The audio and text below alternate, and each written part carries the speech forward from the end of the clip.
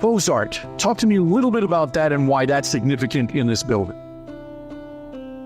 So Beaux-Art is an architectural style that swept into the United States in the early 1900s, 19s, and 1920s, if you will. Before then, it switched to Art Deco. Beaux-Art was an extremely refined architectural style that represented a lot of sort of the importance of classical elements, but also culture and the way in which those classical elements combine together into sort of an architectural aesthetic that we see today. So what that represents here in the building is that each one of the sort of architectural elements that one sees, the columns, the sort of sweep of the windows, the detailing in the ceilings, the Gustavino tiles, all meant to represent, for that time period, a sort of grandeur of cultural importance and also sort of political importance as well. You're deeply thoughtful. And so when you come full circle, everything that was done here was deeply thoughtful. Correct. And you wanted to stay with that. You wanted to make sure that you embraced that, right? Well, so what's important when you think about the restoration of a historic building is that the architecture represents what was important at the time. So what was important for designers, creatives, and cultural thought leaders at that period was important and grounds this building and the foundation that it has today. How Michigan Central and Ford take this building forward needs to be representative of what's important for us now. So, for example, we're in the women's historic waiting room. So the ways in which we think about spaces and places going forward aren't going to be the same as thinking about we have a designated waiting for women and we have a designated waiting room for men on the other side. The ways that we're thinking about our spaces going forward are that they will be inclusive and inviting for everyone. And so we want to make sure that we celebrate the sort of architectural and cultural legacy that comes with this building. But we also want to represent the sort of importance of design and culture for Detroit going forward. And so you'll start to see this next chapter, get layered into the building over the coming months. How much stuff came back? That's a good question. So we have found that a lot of people had elements of the train station that they had saved because it was important for them. And when the station went vacant, there were a lot of people who thought, this station is very important to me, and I need to help save the station. And so they did it in ways that they could manage at scale. A lot of those same people then reached out to Ford and Michigan Central, and when they understood that the station was being restored back to the state that you see today, wanted to make sure that the original components made its way back to the station. And so it was a really, this building is a symbol for so many Detroiters that represents a very special place in their heart. And so when they knew that it was being restored back to its original vision, they wanted to make sure that the pieces and parts made its way back to the story. One word, Maine. And you talked about going to Maine. And so I want to sort of wrap that around the stories of the passion that went into making sure that this was properly restored to its original look and beauty. So what comes with a historic restoration project such as this is a significant amount of research and sort of historic investigation, if you will, sort of historic detective work, so that we can work together to figure out ways in which to recreate the existing ornamentation or the new ornamentation to match the existing ornamentation.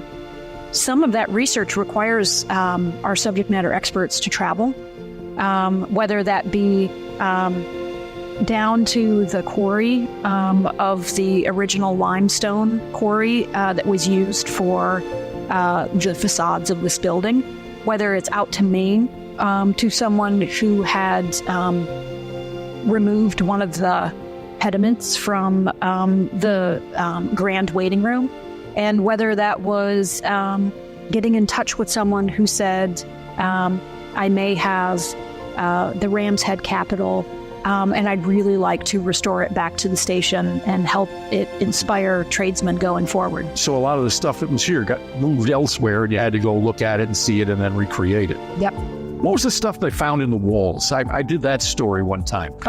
You know, bottles and things like that. Well, tell me about that. In the restoration of the men's tea room and men's reading room, when we were removing some of the decaying oak paneling, we found a glass bottle in the walls of the structure that had been put in there back when the building was originally being constructed. And so it was a sort of a message from 100 years ago, and the trades folks who were working on the building then to the trades people who have been working on the building for the past 6 years. And it was just a really special nod to the continuation of the sort of the craftsmen and the trades folks who have worked on this over the past 110 years, and the special place that it holds for them. The wood floors, we're looking at wood floors here. These are not original, right? Correct. They could not have possibly have made it. But in this women's waiting room, we have a herringbone oak floor that is not original. However, when we purchased the station and came into this room, we knew that it was a herringbone floor pattern, not just because of the historic photos, but also because the grooves in the concrete flooring below, even though the wood flooring was not here, you could see the herringbone pattern etched into the concrete floor below. And so even with that, you could see the remnants and the sort of whispering of the history layered into the building, even though it wasn't here. As an architect, knowing the history, knowing how bad off it was before they came in here in 2018, what is your sense of pride in terms of what's been accomplished here? So the restoration of this building is extremely emotional for me and powerful for me. I've been working in the city for over 20 years. I've worked on a lot of significant projects, and this one is the most powerful one of all of them, because of what this building has represented to the city, to the people here, and being able to think through that restoration process and the reintroduction of this building to the world, understanding how powerful it is for so many people is why I chose this profession. Really? Wow. Yeah. Let me ask this question. Josh just admitted that he came in this building many years ago. Yep. When people weren't necessarily allowed inside. Might you have done the same? Well, of course. Of course. I have been in this building in various decades, whether it's an art installation, a music video, a rave, and also as just one who wanted to see the building in its vacant state when it was quiet, and allowed one to sort of process what it meant. Mm-hmm. And so I have seen this building activated throughout the past couple of decades in various ways. And so I'm really excited to see how it gets activated for the next 100 years. Was it a pinch yourself moment when they said it's yours, go make it happen? The restoration of this project does not fall on a singular person.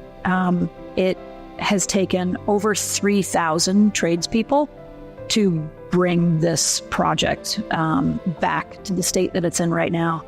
And it requires that small army of people to be able to do this. And so it would be a shame to say that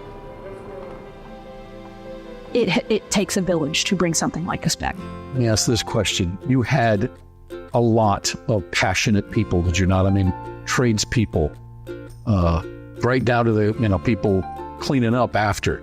I mean, these people, what I could see, were as engaged as you are in terms of getting this place back to making it to what it ought to be. Yeah. So with over 3,000 people who worked on this project, many of them spent hundreds, if not thousands of hours passionately working towards one element of the building, whether it was the plasterer who was up on scaffolding and using a feather to technique the plaster to bring it back to its sort of original state, whether it was the mason who hand carved one of the front facade column capitals and took over 400 hours to do that. If you think about, okay, so now there's over 3,000 people who've worked on it, and each one of them has felt such a passion and an emotional attachment in their work in bringing this monumental building back over hundreds and thousands of hours. That's a lot of love going into one project.